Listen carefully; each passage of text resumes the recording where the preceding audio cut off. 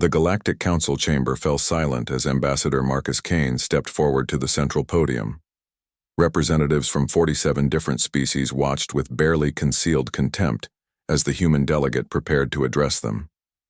The humans had been relegated to this council session after 3 of their outer colonies had been obliterated by the Drakari Empire, yet they still insisted on speaking.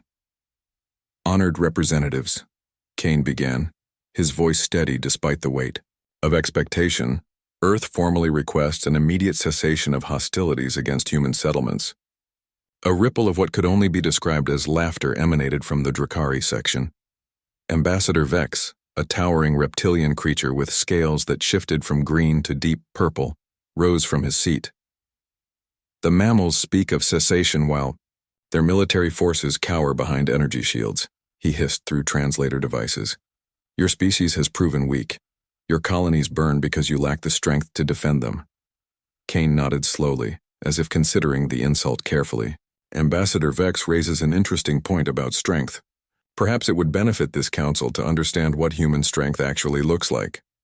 The human reached into his diplomatic pouch and withdrew a small, seemingly insignificant device. He placed it on the podium where every species could observe it through their various visual spectrums. "This," Kane announced, "is a standard human emergency beacon. Every human settlement, every ship, every outpost carries dozens of these. When activated, they send a very simple message across subspace." The Trilaxian representative, a being resembling a crystalline spider, clicked its appendages together in what their species considered amusement. "Your distress calls have been intercepted for months, human. They contain nothing but pleas for help that never arrives." Kane's expression remained neutral. "Ambassador Vex, you misunderstand the purpose of these beacons. They are not distress calls." He paused, looking around the chamber with the same calm demeanor he had maintained throughout humanity's recent trials. "They are restraint orders." The chamber's atmospheric processors hummed as various species adjusted their breathing mixtures, a sign of growing unease. "You see," Kane continued, "humanity learned long ago that we possess certain tendencies that other species might find disturbing. Our response to existential threats can be quite extreme. So we developed a system to keep ourselves in check." He activated the device. A soft blue light pulsed once, twice, then went dark. "Every human settlement maintains constant contact with our homeworld through these beacons. As long as they transmit, Earth knows that humans somewhere in the galaxy are safe, and our more aggressive instincts remain controlled. We maintain what we call the illusion of civility." Ambassador Vex's scales had shifted to a wary orange. "What are you implying, mammal?" Kane's calm finally cracked, not into anger but into something that resembled pity. 3 days ago, the last beacon from the Kepler colonies went silent. 2 days ago, the New Geneva beacon stopped transmitting. Yesterday, we lost contact with the Aurora settlements that your fleets destroyed. The human touched a control on the device, and holographic displays materialized above the chamber, showing star charts with pulsing dots of light scattered across several sectors. These represent every active human settlement beacon in the galaxy. As you can see, approximately 40% have gone dark in the past month due to your military actions. The Drakari military observer, General Korg, stood with obvious irritation. "Is this human attempting to threaten the combined might of the Drakari fleet?" Kane smiled for the first time since entering the chamber, but it was not a pleasant expression. "General, I am not threatening anyone. I am simply explaining our safety protocols. You see, when beacon activity falls below 30% of baseline, our automated systems interpret this as evidence that humanity is facing extinction." He gestured toward the star chart, where the pulsing lights seemed somehow more ominous than moments before. "Our artificial intelligence networks, which have been patiently cataloging every military vessel, every strategic resource, every inhabited world of every species that has participated in attacks on human settlements, will automatically assume that the time for restraint has ended."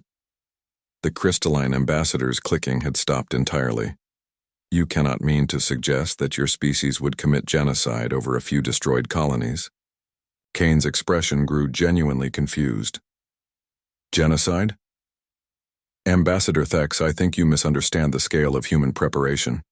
We would not commit genocide against your species. He paused, consulting the device in his hand. We would commit genocide against every species, every planet, every artificial structure larger than a shuttlecraft in all explored space. The chamber erupted in outraged clicks, hisses, and harmonic protests from various species.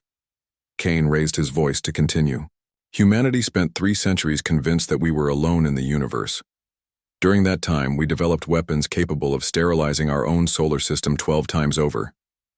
When we discovered we were not alone, we did not dismantle these weapons, we improved them. He touched the device again, and the star charts were replaced by technical schematics that made several representatives recoil: self-replicating antimatter catalysts, stellar igniters, gravity well generators, quantum plague vectors.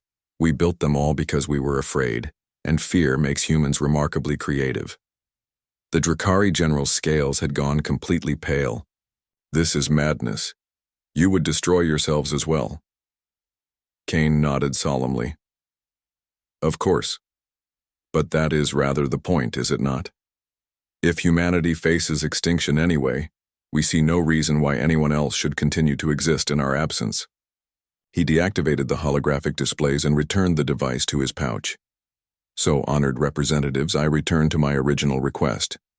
Earth formally asks for an immediate cessation of hostilities against human settlements.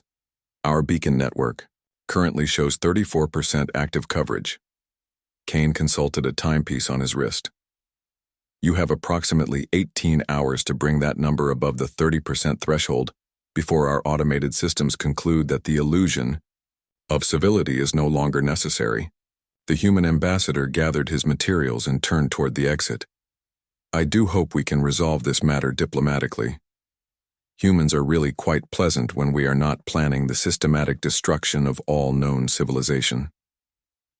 The chamber remained silent long after Kane departed, filled only with the sound of various species contemplating the thin line between civilization and extinction.